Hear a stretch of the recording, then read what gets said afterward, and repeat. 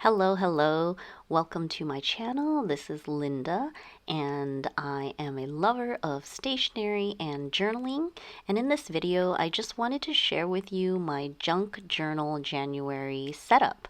So I have followed Meg Journals on Instagram for a long time, and I have participated in Junk Journal January and Junk Journal June quite a few times. So I definitely wanted to jump in 2024 as well. And what I have here is a monthly standard size TN insert from Travelers Company, and you can see that this is from 2023, and I did do some monthly journaling in it, but I definitely fell off, especially when summer vacation started, and then I just was like not motivated. I did some journaling from like following some prompts, but then really just fell off in October, November, and a lot of life events and things, and I fell off with a lot of different stationery and journaling things. But as I was looking through this insert, I was like, okay, do I want to finish it out? What should I do with it? And I really love the way that I created some of the pages in here, and I really love the cover. I hate the tabs. I'm like never gonna put tabs anymore on things because I just realized I don't like tabs. Not like for every month anyway. And so I really like what I created, so I don't want to toss it, but at the same time, I don't want to keep continuing doing something that isn't inspiring. So what I decided to do is just to repurpose it for Junk Journal January. And I think that it's sort of a perfect way too for junk journals, because the whole point of junk journals is that you're supposed to use like whatever materials you have, or like quote unquote junk materials, even though I know that nowadays people are journaling junk journals like for fun, obviously, and they go out and seek materials, so it's not necessarily like actually junk, but it all depends on your perspective, right? Because one man's junk is one man's treasure. So is another man's treasure. So I'm going to use my Dymo label, which, by the way, did you know that Dymo labels have different colors? So it's not just black and white, which I actually do like the black and white label look, but I actually have like a gold color label roll inside right now. So I type out 2024 because I'm going to cover up that sticker that says 2023, since Junk Journal January is in 2024, so I just want to update it. But I don't mind that this insert already has like collage and journaling and things inside for some of the months, like some of the pages, because I had already gotten into it. I'm just going to sort of take it as a design challenge as I go through each page and go through Junk Journal January, like how much of the old stuff do I want to keep, how much do I want to cover up, or do I want to, create like a little flap or a little door and just add in extras. So I think it'll be a fun design challenge to use like an insert that's like half finished. Like I said, I love the cover, so I definitely didn't want to like toss this or something. So I really am happy that like serendipity that it's just going to work for Junk Journal January. So I printed out the prompt list there, and this is, as I mentioned, the Travelers Company monthly insert. It's like dated, and it comes with a bunch of like these stickers and rub-ons. So I'm definitely going to update that year in the front cover as well. And you can see that I already decorated the front cover with like a gajillion stickers and rub-ons, because I can be sort of like a maximalist. I just keep adding something. I always say that I love the minimalist look. I do. There are so many pages that I admire, but I can't actually do that. As you can see, when I collage and journal, it just like, I just keep adding stuff because it's like cute. So it gets crazy. But yeah, so what I'm doing here is I'm counting the pages, and I'm trying to think like, for Junk Journal January, there are 31 prompts, one a day, and do I want to do like just one side of the page, or do I want to do a full spread? And I decided I want to do a full spread for each page and prompt, because that just sort of, it's like a whole canvas, and I don't know, I just think it makes it more clear and easier as you're going day by day than to have to like split up the page in two and do you want it to match, etc., etc. So I'm counting how many pages, like spreads there are, and obviously there's not enough to have like 31 spreads, so I definitely need to add in pages, which is easy to do. So this particular TN insert is actually sewn together. I just realized that the Traveler's Company inserts, normally they're stapled, right? Which would be easy to just like remove the staples, add more papers, and like staple it, restaple it. But this one is actually sewn. I guess their dated inserts are sewn, maybe because there's more pages. I don't know. Or maybe because there's less pages? I don't know. But basically, I need to add more pages to make sure I have 31 spreads to use for Junk Journal January. So I have a full spread for each day, each word, like prompt. Actually, I might add like another one as well so that I can have an opening page to sort of like set my intentions and introduce that this is a Junk Journal January insert, and also like an ending page because I like the last, like at the end, it would be nice to like do some reflection kind of journaling. So I'm gonna go grab some papers, and just in my stash I have like a bunch of stuff, and I would like to say that I have some kind of style, but I don't really know what it is. It's eclectic and weird and a mix of things. Like I like vintage stuff, I like graphic modern stuff, I like kawaii stuff. I just like it all. So whatever I prefer, I keep it.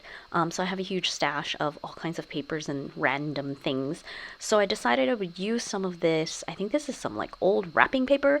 And then I have lots of envelopes. I always like to keep envelopes because I feel like they have thicker paper a lot of the times. These are like old Sticky Club sticker subscription envelopes, and some of the security envelopes, they have cool patterns and they have like that clear window part, which is obviously fun to play with.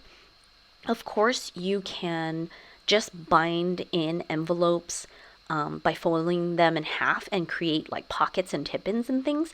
But in this case, because I want 31 full spreads and I don't want like partial pages like overlapping and seeing each other, just for the way that this insert is already made, I didn't want that. So I'm going to add in like full pages, same size, just keep it consistent in that way. So that's why I'm opening up the envelopes. I'm using it basically like a big piece of paper, but it has like a pattern, it has like some writing and things like that on it already. And so I'm just going to get enough pages so that in total I have 31 spreads for 31 days in January, as well as an extra opening one and an extra ending reflection spread. Obviously, it's okay if you have more pages because you can always just leave like the last couple of pages blank if you, didn't want to use them. I don't think that's a big deal. They can just be decorative. But so I counted it up, and I think I have made the proper calculation. So I'm just going to use a bunch of envelopes and some wrapping paper. And what I'm doing is I'm folding them in half, stacking them together, and I'm just going to quickly trim everything so that it is perfectly the size of a standard TN. And I'm going to add it to the center of this existing TN insert. And the insert is already sewn, but I'm not going to do anything to that. That's why I'm going right to the center where like the sewn line is. And then I'm just going to punch 3 holes and like sew a little quick like pamphlet stitch type of sewing just to secure these extra pages right into the middle of the insert. So that's like an easy way to add pages in, as opposed to like tipping in or taping in extra pages, just like a whole bunch of pages in the middle to expand the size of this journaling insert.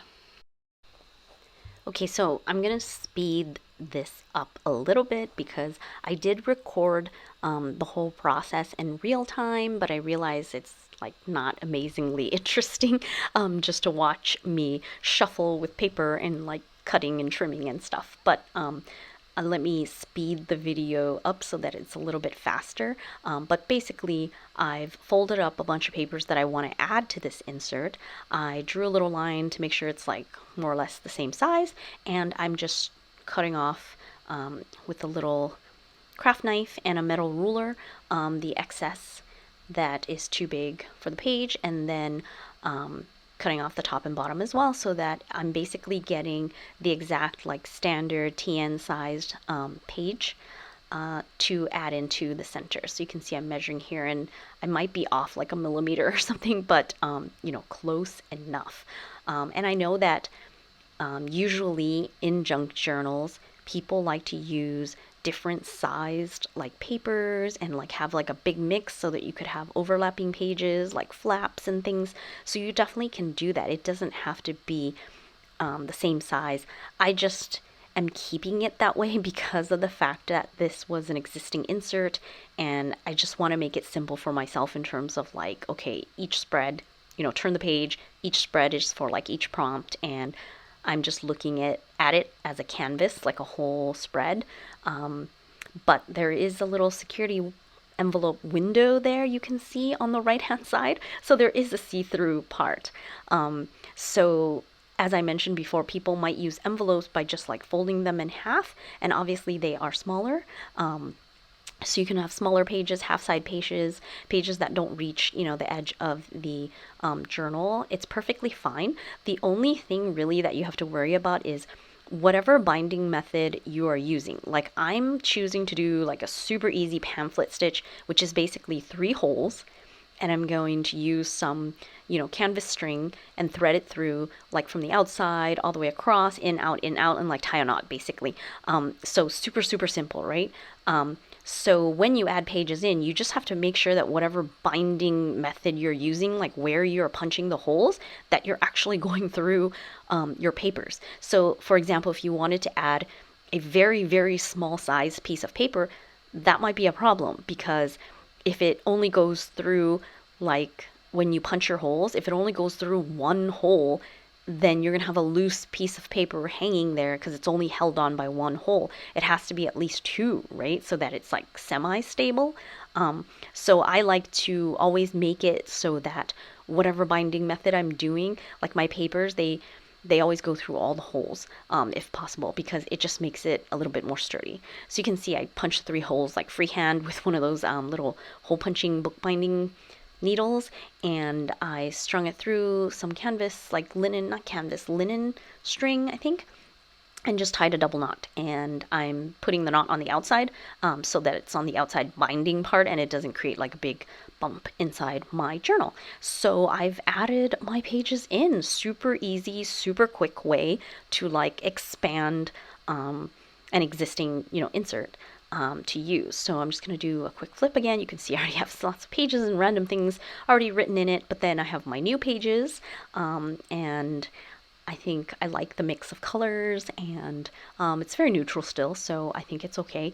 And we'll see what happens as I go through each day through the prompts and how I interpret it and how I decorate. But I'm usually very carefree about these things. It's just fun, you know, to collage and journal. So I have enough spreads, like I said, to do an opening spread to like introduce Junk Journal January 2024, and as well as a last spread to like wrap it up at the end. So I put aside a whole bunch of these craft papers that I think I'm going to use throughout to sort of keep like consistency in this journal. So if you want your journal or insert to have a consistent look, or that, you know, things are cohesive, or like they fit together from page to page, one thing you can do is pick like one supply or one color, or one, you know, type of embellishment or whatever, and do that on every single spread. Because if you have that one element that sort of lives throughout the entire journal, like just your brain, it will make it seem like, oh, these are all connected. So I like to choose like some type of paper or something. Sometimes it's book pages. This time around it's just craft paper. So I'm probably going to use this craft paper as like a lot of backgrounds or like backing paper for a lot of my spreads, and just have this throughout the journal. Maybe I will collect some other ephemera or some other supplies to use as well, but for now I just have that like set aside because, like I said, it's from an old project and I have a lot of it, so I want to use it. And now for this first spread, I'm basically going to decorate it and put that prompt printout that I printed out from Instagram, so that I have that on that opening page. And I'm just cutting some decorative paper here it was that same wrapping paper that I used for one of the pages, but I cut it out to seem like it's sort of like washi, and ripped the sides, and I'm going to add that in to secure, just like collage this little prompt printout onto the left hand side. And since I have a bunch of scraps on my table, I'm just going to rip out some interesting tidbits, and I like just like the look of this and like the writing. So I'm gonna add that in. And so just have fun like collaging, and it doesn't always have to like make total sense in a way. Like it probably does make sense to you, like your brain subconsciously, like as you just grab items and collage away. I think that like subconsciously your brain is working things out and being like, I like this goes together. Like you just let yourself go. So I'm just using the scraps that I already have my desk before, recycling all the papers and stuff and cleaning off my desk, so that I can decorate this whole opening spread that has the Junk Journal January prompts. And I really like this pop of like minty color, and I think it actually matches the title that says Junk Journal January, like the prompt list. So I want to add some of this minty color on the right hand side as well to sort of like balance out the whole spread. I definitely think I need to add something down there to sort of balance it out. And I'm going to be journaling a little bit in the open spots, like the craft paper part that I have left blank, to sort of talk about like intentions of this journal, and why I'm doing Junk Journal January, etc., to sort of just open it up. So this is my little collage for the opening page, and I think I'm going to stop here. And so going back to the title page that was obviously predated for 2023, so I'm going to use the scrap paper again to cover it up and redate it to 2024, since this Junk Journal January is for 2024. So I'm going to redate everything. But otherwise, I'm going to keep the collage that I've already done like crazy, all the stickers and rub-ons. And I really like this envelope pattern design. So I'm just going to paste this on the left-hand side to make like a little border. I don't know what I'm going to put there. I feel like I'm going to put something decorative, or maybe like a cool quote or something. Creative quote to get me collaging, but I just like that, so I want to stick it on there before I recycle all those papers. So you can see I have my stack of supplies here. I have some rub-ons, so I'm going to use that for the date. And these are, again, the rub-ons and stickers that come with the official Travelers Company sticker set for the year. So every year they release one set of stickers, and it comes with tabs and numbers, rub-ons, and alphabet, and a bunch of icon stickers. And I never really use them. And sorry for my head there. It's like, I don't know how you guys journal with these like overhead cameras. I'm so bad at it. I'm still learning. Okay, so I feel like I want to like draw something on there, but then I stop myself because I'm might be hyped up on coffee right now. And yeah. So anyways, I really like the way that this insert is panning out, even though it's like half used, and now I'm recycling it for Junk Journal January.